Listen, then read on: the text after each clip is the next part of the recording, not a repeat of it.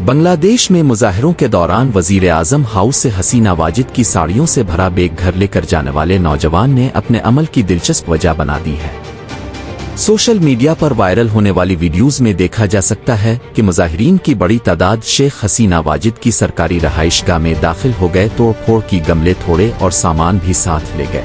इनमें से एक शहरी सर पर एक अटैची केस अलिफाटेई जा रहा था और उसने बताया कि इसमें शेख हसीना वाजिद की कीमती और दीदा जेब साड़ियां मौजूद हैं।